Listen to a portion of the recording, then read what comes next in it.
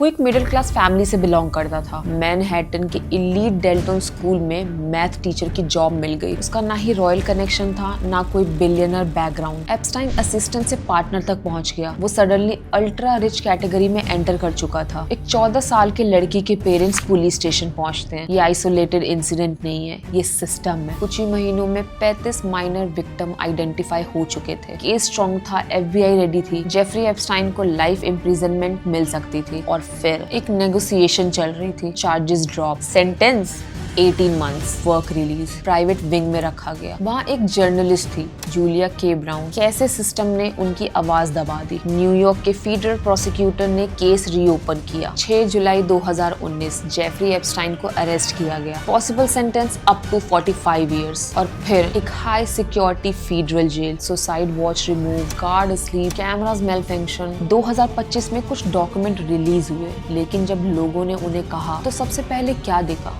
Blacking, पूरे paragraphs black mark से cover, name cutout, address remove, context missing. Public ने एक ही चीज देखी, वर्ल्ड के सबसे पावरफुल लोग एक कन्विक्टेड सेक्स ऑफेंडर के सर्कल में थे। और सबसे अनकंफर्टेबल सवाल, क्या सिस्टम आपके खिलाफ ऐसे ही काम करता है? मैं सिर्फ ये कह रही हूँ, too many failures, too many coincidences, too many unanswered questions. Jeffrey Epstein का जन्म 1953 में ब्रुकलिन, न्यूयॉर्क में हुआ था। वो एक मिडिल क्लास फैमिली से बिलोंग करता था। उसके फादर न्यूयॉर्क पार्क्स डिपार्टमेंट में गार्डनर थे एंड मदर स्कूल एड। उसका ना ही रॉयल कनेक्शन था, ना कोई बिलियनर बैकग्राउंड। एप्स्टाइन एकेडमिकली काफी स्ट्रॉन्ग था, स्पेशली मैथ्स में। उसने अपनी हाई स्कूल 16 साल की उम्र में ही कंप्लीट कर ली थी एंड इसके बाद कॉलेज ज्वाइन किया, कूपर यूनियन और फिर NYU। लेकिन डिग्री कभी कंप्लीट नहीं की, फॉर्मल क्रेडेंशियल 0। फिर भी 1970s के मिड में मैनहट्टन के इलीट डेल्टन स्कूल में मैथ टीचर की जॉब मिल गई और यहीं से उसका पैटर्न शुरू होता है। स्टूडेंट्स के अकॉर्डिंग एप्स्टाइन फीमेल स्टूडेंट को ज्यादा अटेंशन देता था। हाउस पार्टीज में बिना इनवाइट के अपीयर होना, वेल्दी पेरेंट्स के थ्रू नेटवर्किंग करना। और फिर इसी चीज के बाद उसे डेल्टन से निकाल दिया गया, लेकिन फिर भी उसने हार नहीं मानी। उसने सीधा बियर स्टन्स इन्वेस्टमेंट बैंक में एंट्री मारी, एक ऐसी जगह जहां entry normally IVI league degrees के बिना पॉसिबल नहीं होती। एप्स्टाइन असिस्टेंट से पार्टनर तक पहुंच गया। फिर 1981 में अचानक रिजाइन। उस वक्त Bear Stearns insider trading investigation face कर रहा था। एप्स्टाइन फिर बच गया और ये पहली बार नहीं था। 1980s के एंड तक जेफरी सिर्फ एक रिच आदमी नहीं था, वो सडनली अल्ट्रा रिच कैटेगरी में एंटर कर चुका था। मैनहट्टन में 7 स्टोरी टाउन हाउस, पाम बीच में ocean front mention, New Mexico में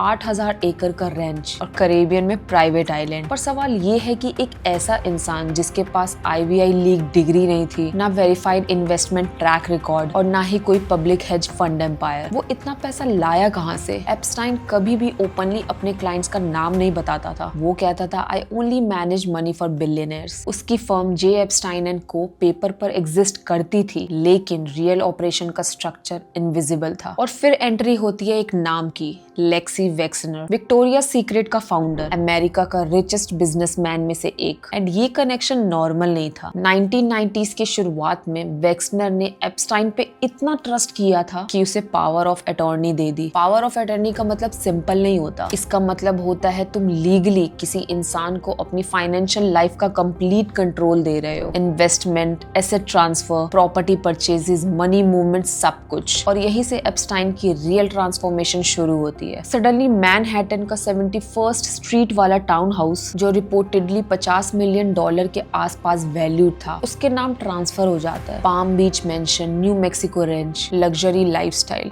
क्या ये सब डायरेक्ट वेक्सनर के पैसों से हुआ? पब्लिक रिपोर्ट के हिसाब से वेक्सनर ने बाद में ये क्लेम किया कि उसके पैसों का मिसयूज हुआ है, लेकिन ये क्लियरिटी कभी फुल्ली स्टैब्लिश नहीं हुई कि एप्स्टाइन ने कितना पैसा लेजिटमेटली अर्न किया। एप्स्टाइन का एक पैटर्न था, वो सिर्फ पैसे मैनेज नहीं करता था, वो वेल्दी लोगों के साथ इंटीमेट सोशल प्रॉक्सिमिटी क्रिएट करता था। Private dinners, exclusive gatherings, philanthropy events, academic donations. वो अपने आप को फाइनेंशियल जीनियस के रूप में प्रेजेंट करता था और साथ ही वो उन लोगों के पर्सनल सर्कल का हिस्सा बन जाता था जिनके पास दुनिया का रियल इन्फ्लुएंस था। बिल क्लिंटन के साथ फ्लाइट्स, डोनाल्ड ट्रम्प के साथ पार्टीज, प्रिंस एंड्रयू के साथ photographs, top scientist and academics के साथ conferences, little saint James island पर इंटेलेक्चुअल रिट्रीट्स ऑर्गेनाइज किए जाते थे। पब्लिक नैरेटिव ये था कि एप्स्टाइन एक विजनरी फाइनेंशियर है जो साइंस और इनोवेशन को फंड करता है। प्राइवेट रियलिटी, वही जगह बाद में एलिगेशंस का सेंटर बनने वाली थी। एप्स्टाइन का प्राइवेट जेट, जिसे मीडिया ने लोलिता एक्सप्रेस का नाम दिया था, सिर्फ लग्जरी ट्रांसपोर्ट नहीं था, वो एक्सेस का सिंबल था। पावरफुल लोग एक ही नेटवर्क में रिपीटेडली अपेयर हो रहे थे और एप्स्टाइन इस नेटवर्क का कनेक्टर बन चुका था। यहाँ पे एक साइकोलॉजिकल लेयर समझना जरूरी है। पैसा सिर्फ वेल्थ नहीं देता, पैसा प्रॉक्सिमिटी देता है और प्रॉक्सिमिटी इन्फ्लुएंस देता है। एप्स्टाइन ग्रेजुअली पैसों से ज्यादा पावरफुल चीजें कलेक्ट कर रहा था। लेवरेज, ऐसे लोगों के साथ एसोसिएशन जिनके नाम हेडलाइंस बन सकते थे। और जब तुम्हारे पास पावरफुल लोग का ट्रस्ट और उनके सीक्रेट्स दोनों हो तो सिर्फ तुम रिच नहीं होते, तुम प्रोटेक्टेड हो जाते हो। 1980s के एंड तक एप्स्टाइन एक फाइनेंशियल मिस्ट्री से ज्यादा एक अनटचेबल नेटवर्क का पार्ट बन चुका था। और जब पावर एक्यूमुलेट होती है तो कंट्रोल नेचुरली फ्लो करता है। मार्च 2005 पाम बीच फ्लोरिडा, एक 14 साल के लड़की के पेरेंट्स पुलिस स्टेशन पहुंचते हैं। उनकी बेटी विजिबली डिस्टर्ब थी। घर लौटने के बाद वो चुप थी, शॉक में थी। और फिर उसने बताया स्कूल की एक लड़की ने उसको अप्रोच किया था। उसने कहा एक रिच आदमी है, बस मसाज देना होता है, $200 से $300 मिलते हैं। टीनेज माइंड के लिए $300 बहुत होते हैं। वो पाम बीच के एक मैसिव मेंशन में उसे ले गई और वहाँ जेफरी एप्स्टाइन सिर्फ एक टॉवल पहने। उसने लड़की को कहा अपने कपड़े उतारो। उसने प्रोफेशनल मसाज के नाम पर उन लड़कियों को एक्सप्लॉइट किया। माइनर का सेक्सुअल अब्यूज। वो लड़की वहाँ से जल्द निकली। पैसे दिए गए और कहा गया अगर और लड़कियां लाओगे तो और पैसे मिलेंगे। यहाँ पुलिस को एक सिंपल मोलेस्टेशन केस नहीं मिला, यहाँ पुलिस को एक रिक्रूटमेंट पैटर्न मिला। इन्वेस्टिगेटर ने उस लड़की से पूछा क्या तुम किसी और को जानती हो जो वहाँ पर गई हो? 2 नाम मिले और उन 2 से फिर और 2, फिर और। चेन रुक ही नहीं रही थी। हर विक्टिम का स्टेटमेंट सिमिलर था। कैश पेमेंट, मसाज का बहाना, कपड़े उतारने को कहना, सेक्सुअल एक्ट, फिर bring more girls incentive. Police chief Michael Reiter को समझ आ गया ये आइसोलेटेड इंसिडेंट नहीं है, ये सिस्टम है। कुछ ही महीनों में 35 माइनर विक्टिम आइडेंटिफाई हो चुके थे। केस FBI को दिया गया। ऑपरेशन का नाम रखा गया operation leap year. Federal investigation start हुई। एजेंट्स ने फ्लोरिडा, न्यूयॉर्क, न्यू मैक्सिको तक स्टेटमेंट लिए। Financial records, flight logs, contact diaries सब एग्जामिन हुआ। एक 53 page federal case file prepare हुई। चार्जेस कंसिडर हो रहे थे, international sex trafficking, conspiracy, minor exploitation और पोटेंशियल विक्टिम 50 से ज्यादा थे। एविडेंस हैवी था, विक्टिम टेस्टिमनी कंसिस्टेंट थी, पैटर्न क्लियर था। इस पॉइंट पर सिस्टम अगर नॉर्मली काम करता जेफरी एप्स्टाइन को लाइफ इम्प्रिजनमेंट मिल सकती थी। केस स्ट्रॉन्ग था, FBI रेडी थी, मीडिया स्लोली इंटरेस्ट लेना शुरू कर रही थी। और फिर बैक रूम मीटिंग शुरू हुई। एप्स्टाइन के लॉयर ने फेडरल प्रोसिक्यूटर को कांटेक्ट किया, अलेक्जेंडर अकोस्टा।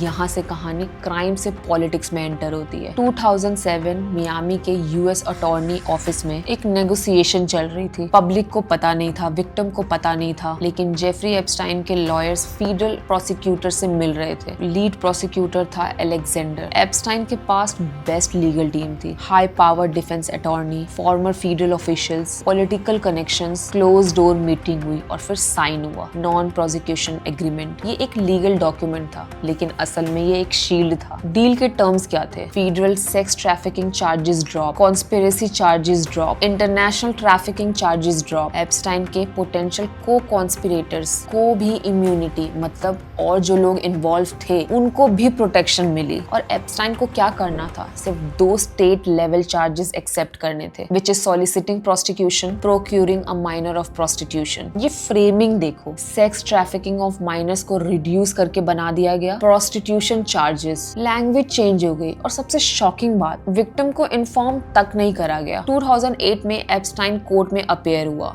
ही pleaded guilty. Sentence 18 months. Epstein को पाम बीच कंट्री जेल के प्राइवेट विंग में रखा गया। सेपरेट एरिया, अलग एनवायरनमेंट और सबसे कंट्रोवर्शियल कंडीशन, वर्क रिलीज। 6 दिन हफ्ते में रोज 12 घंटे। वो जेल से निकलकर अपने लग्जरी ऑफिस जा सकता था। मॉर्निंग में गार्ड उसे ले जाते, शाम को वापस लाते। टेक्निकली वो इन कस्टडी था, बट प्रैक्टिकली वो बिजनेस चला रहा था। विजिटर्स अलाउड थे, प्राइवेटी सिक्योरिटी एक्सेस था, बॉडीगार्ड्स परमिटेड थे। और ये कोई नॉर्मल इनमेट ट्रीटमेंट नहीं था। 18 मंथ के सेंटेंस में से सिर्फ 13 मंथ सर्व किया और फिर अर्ली रिलीज। जब वो जेल से निकला तो उसने एक पार्टी होस्ट की पावरफुल गेस्ट के साथ, जैसे कुछ हुआ ही ना हो। इस वक्त विक्टिम क्या फील कर रहे थे? उन्होंने स्टेटमेंट दिए, उन्होंने ट्रॉमा रिलीफ किया, उन्होंने होप रखी, और फिर पता चला डील ऑलरेडी हो चुकी थी। एक फेडरल जज ने बाद में कहा ये डील वायलेशन ऑफ लॉ थी, लेकिन तब तक काफी देर हो चुकी थी। एप्स्टाइन फ्री था। 2009 के बाद सब कुछ शांत हो चुका था।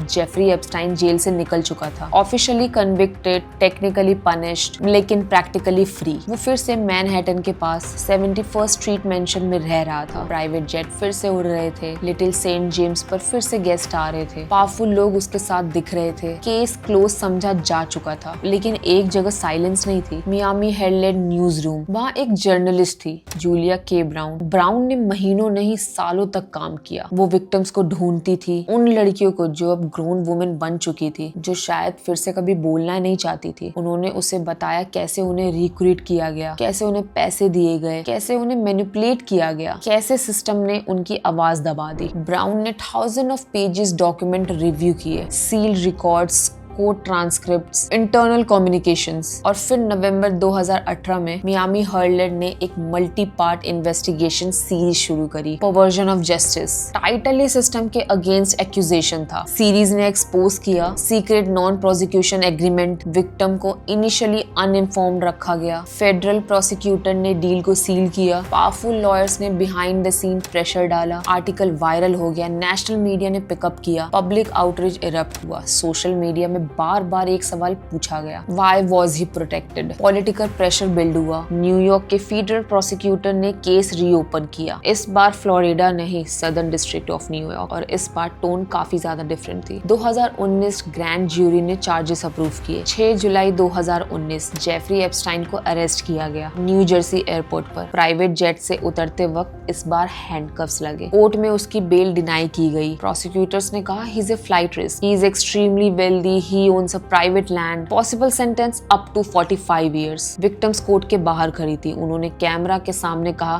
फाइनली, और फिर स्टोरी ने फिर से ट्विस्ट लिया। मैनहट्टन मेट्रोपॉलिटन करेक्शनल सेंटर, एक high security federal jail. Jeffrey Epstein को वहां रखा गया स्पेशल हाउसिंग यूनिट में। 6 जुलाई को अरेस्ट हुआ। 23 जुलाई को एक इंसिडेंट हुआ। एप्स्टाइन अपनी सेल में अनकॉन्शियस मिला, नेक पर मार्क्स थे। ऑफिशियली बोला गया सुसाइड अटेम्प्ट हो सकता है। कुछ लोगों ने कहा हो सकता है किसी ने अटैक किया होगा। सच अनक्लियर था। उसके बाद उसे सुसाइड वॉच पर डाला गया। सुसाइड वॉच का मतलब होता है 24 hours monitoring, paper clothing, no bedsheets, constant check. लेकिन सिर्फ 6 दिन बाद एप्स्टाइन को सुसाइड वॉच से हटा दिया गया। रीजन साइक इवैल्यूएशन स्टेबल। फिर उसे वापस रेगुलर हाउसिंग यूनिट में शिफ्ट कर दिया गया। ये वही जगह थी जहाँ कैमरास थे, गार्ड असाइन थे, हर 30 मिनट चेक मैंडेटरी था। और फिर आई 10 अगस्त 2019 की सुबह अराउंड 6:30 बजे गार्ड ने एप्स्टाइन को हैंगिंग पोजीशन में देखा, बेडशीट से बंधा हुआ, बंक बेड के साइड। इमरजेंसी रिस्पांस हुए, हॉस्पिटल ले जाया गया, डेड डिक्लेयर किया गया। Official reason suicide by hanging. लेकिन इसके बाद कहानी कुछ सिंपल नहीं रही। सबसे पहला सवाल, सुसाइड वॉच रिमूव क्यों हटाया गया? दूसरा सवाल, एप्स्टाइन को एक सेलमेट असाइन था, उस रात वो सेलमेट ट्रांसफर कर दिया गया, एप्स्टाइन अकेला था।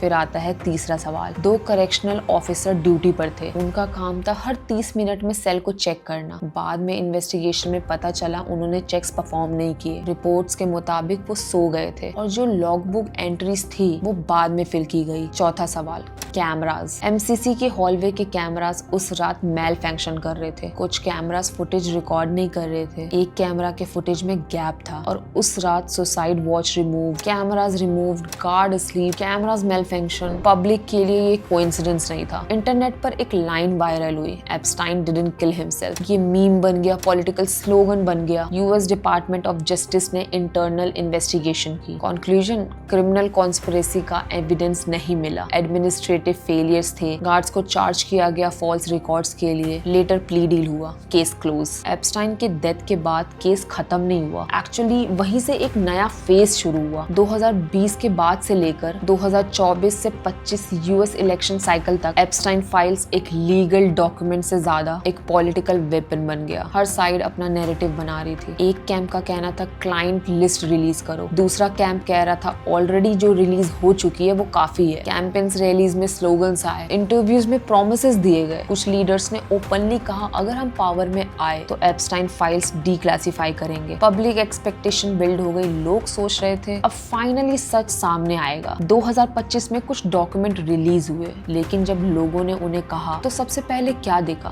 ब्लैकिंग। पूरे पैराग्राफ्स ब्लैक मार्क से cover, name cutout, address remove, context missing. Technically file release हुई थी, प्रैक्टिकली इनकम्प्लीट थी। फिर भी जो विजिबल था उसने मीडिया स्टॉर्म क्रिएट कर दिया। उसमें कुछ फैमिलियर नाम बार बार रिपीट हो रहे थे। डोनाल्ड ट्रंप का नाम मल्टीपल एंट्रीज में मेंशन थे, फ्लाइट लॉग में references, social interaction, past association. Bill Clinton का नाम भी फ्लाइट रिकॉर्ड में डिस्कस हुआ। प्रिंस एंड्रयू का नाम लीगल टेस्टिमोनी में प्रोमिनेंट था। और भी बिजनेसमैन, सेलिब्रिटीज के रेफरेंसेस मिले। यहाँ एक क्रिटिकल क्लैरिफिकेशन जरूरी है। नाम अपेयर होना क्रिमिनल कन्विक्शन नहीं होता। विजिटर लिस्ट में होना इलीगल एक्टिविटी प्रूव नहीं करता। पब्लिक ने एक ही चीज देखी, वर्ल्ड के सबसे पावरफुल लोग एक कन्विक्टेड सेक्स ऑफेंडर के सर्कल में थे। और फिर सवाल उठने लगे, किस लेवल तक नॉलेज था, किस लेवल तक इन्वॉल्वमेंट था, किस लेवल तक इग्नोरेंस क्लेम जेन्युइन था। इलेक्शन कैंपेन के दौरान फुल ट्रांसपेरेंसी के प्रॉमिस दिए गए, लेकिन जब लिमिटेड फाइल्स रिलीज हुई गई और उसमें पॉलिटिकली अनकंफर्टेबल रेफरेंसेस आए, सबकी टोन धीरे धीरे चेंज होने लगी। कुछ लीडर्स ने उसे ओवरहाइप्ड इशू कह दिया, कुछ ने इसे ओल्ड स्टोरी कहा, कुछ ने सिर्फ फोकस शिफ्ट करने की कोशिश करी। यहाँ से पब्लिक डिस्ट्रस्ट और डीपन हो गया। एप्स्टाइन अकेला ऑपरेट नहीं कर रहा था। अगर एप्स्टाइन आर्किटेक्ट था तो मैक्सवेल ऑपरेशनल ब्रिज थी। British socialist, elite background, high society access. Maxwell का रोल सिर्फ गर्लफ्रेंड का नहीं था। कोर्ट टेस्टिमोनी के मुताबिक यंग गर्ल्स को अप्रोच करना, उन्हें ट्रस्ट में लेना, ग्रूम करना, इंट्रोड्यूस करना, एनवायरमेंट नॉर्मलाइज करना, ये सब मैक्सवेल हैंडल करती थी। वो विक्टिम के लिए सेफ फीमेल प्रेजेंस बनकर आई थी। मसाज जॉब है, नेटवर्क अपॉर्चुनिटी है, इलीट लोग मिलेंगे।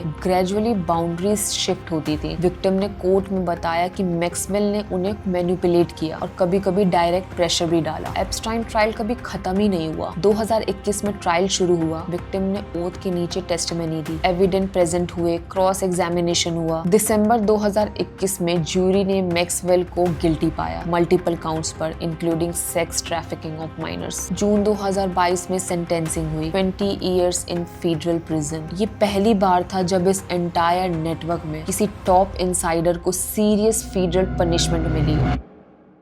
जेफरी एप्स्टाइन एक क्रिमिनल था, इसमें कोई डाउट नहीं, लेकिन ये केस सिर्फ एक आदमी के बारे में नहीं है। ये पावर के इकोसिस्टम के बारे में। Wealth, access, political proximity, legal influence. अगर एक्यूज्ड के पास गवर्नमेंट तक रीच हो तो जस्टिस लीनियर नहीं रहता। एप्स्टाइन मर गया, मैक्सवेल जेल में है, लेकिन नेटवर्क का पूरा स्ट्रक्चर अभी कोर्ट रूम में फुल्ली डिसेक्ट नहीं हुआ। कितने लोगों को इन्वेस्टिगेशन ने टच भी नहीं किया। और सबसे अनकंफर्टेबल सवाल, अगर आप एक्सट्रीमली पावरफुल हो, क्या सिस्टम आपके खिलाफ ऐसे ही काम करता है जैसे आम इंसान के खिलाफ करता हो? मैं ये क्लेम नहीं कर रही कि सुसाइड नहीं हुआ, मैं ये भी क्लेम नहीं कर रही कि कॉन्स्पिरेसी प्रूव हो चुकी है। मैं सिर्फ ये कह रही हूँ, too many failures, too many coincidences, too many unanswered questions. और जब क्वेश्चंस ज्यादा हो जाते हैं और आंसर कम तो डिस्ट्रस्ट पैदा होता है। अब मैं जेन्युइनली आपसे पूछना चाहती हूँ, आप क्या बिलीव करते हो? Suicide, negligence, system cover up या कुछ और? कमेंट में ऑनेस्टली लिखो, मैं सारे कमेंट्स पढ़ूंगी। और अगर आप चाहते हो कि ऐसे हम और अनकंफर्टेबल केसेस को फोकस के साथ, डेप्थ के साथ एक्सप्लोर करें तो सब्सक्राइब करना मत भूलना, क्योंकि अगला केस और भी ज्यादा पावरफुल लोगों को अनकंफर्टेबल करे।